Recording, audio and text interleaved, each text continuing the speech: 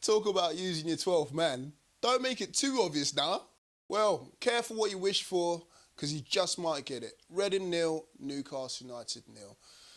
Not the greatest of results, but it seals off an amazing 8 days, 7 points gained out of 9, and still top of the Championship. Now, as all Newcastle United fans may know, going into this game we're all full of expectations, but still wary on the other hand. Coming off the back of 2 away wins against Brighton and Huddersfield, we're full of joy and obviously top of the Championship at this moment in time, and we still remain top of the Championship. Let's not make no mistakes about it. But the 3 fixtures, you would have put your money on to win this one especially. Reading, on the other hand, may feel disappointed that he didn't come away with the win, especially after that second half performance. Now, let's not waste no more time about it. Let's get on to the teams, starting with Newcastle United. Now, we made a couple of changes. The first one raised more eyebrows than a compilation of The Rock. Jesus Gomez came in for DeAndre Yedlin. I mean, Jesus Gomez, really? I mean, he's not the worst of defenders, but we did have Forde on the bench, who had a fantastic game against Huddersfield. I suppose, as the old saying goes, in Rafa we trust. Now, more on Yedlin. Apparently, according to Lee Ryder in the Chronicle, he could be out for the next couple of games with a slight tear in his thigh. So that's going to be a real shame. Of course, we've got the likes of Anita and Jesus Gomez in there to step in. But Yedlin's been a revelation in that right-back slot, especially getting forward and supplying the front men, which is the reason why I think we didn't have so many clear-cut chances, especially for the likes of Murphy and Gale. Now, the other change that was shocking to me is Gouffran coming in for Atsu. Atsu has been phenomenal, man, especially on that left wing, flowing from left to right, supplying those crosses, getting assists, especially in the Brighton game as well. And it's a real shame. Obviously, he came on in the second half, but I don't think he had enough time to really make an impact. Now, the rest of the team you can see on screen is as follows. Darlow in goal. Lascelles, our captain, in the centre of defence alongside Clark. Dummett at left back. Ritchie on the other side to Gouffran. Shelvey and Colback pretty much dictating the play in the middle of the park. And then up top you had Perez sitting behind Murphy. Reading, on the other hand, decided to go with Graben up front with Morgan, and then the rest of the team you can see on screen. Now, according to reports, over 4,500 fans travelled down to the Madejski Stadium to watch the game live. I fortunately got my ticket in the Platinum Bar at the Beanback at St James's Park. And again, it was pretty much rammed in there. I know 9 bars sold out, obviously Platinum Bar sold out, even the Terrace Bar sold out as well. So again, there was a massive support just to watch this game wherever you could watch it.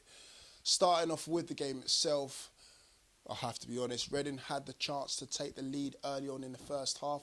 Great cross into the box, I believe, by McCleary. Header coming from Graben, heads it just wide, and that was the warning signs for us to kickstart us into the game. Another slow start, similar to what we did against Bristol and, of course, Brighton.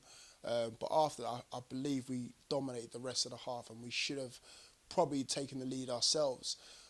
2 chances fell to Ritchie, one from a cross-come shot, the other one that hit the post and came out.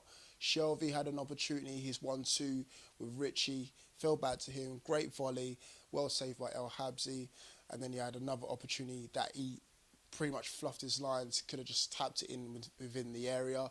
Gouffran had 2 opportunities, one from distance, and then another opportunity that El Habsi saved as well, I believe, from a header.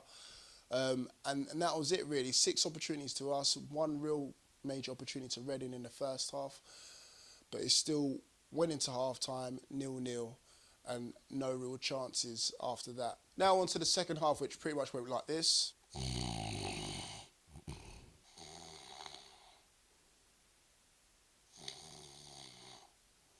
Only joking. Daryl Murphy by far had the best opportunity in the second half to snatch the 3 points. Great header by him, was well saved again by El Habsi, whereas Reading pretty much dominated the second half. Chances from McCleary, one from distance, that was again went very close. And then the other one, great one too, I believe, with Williams on the left-hand side. And then he hit the crossbar in the dying minutes of the game. Morgan obviously went close with an opportunity as well.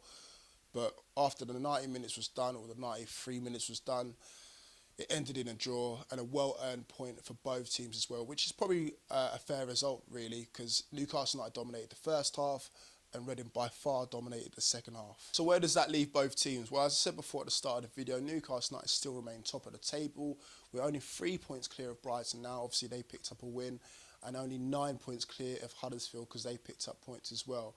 Reading, on the other hand, they're still in 5th position, just inside the playoff positions. They're on 64 points, and I'm sure they'll remain in that position or around that area for now until the end of the season. So to summarise these last 8 days and these last 3 games, it's been absolutely wonderful. Yes, I would have loved to come away with 9 points, but I think even at the start, I predicted us to only get 5. So to end up with 7, undefeated, after 11 games especially, it's absolutely phenomenal. So that's it from me. Sorry there isn't much more to give. I must give a special shout out to Jace who provided me with the beanbag ticket.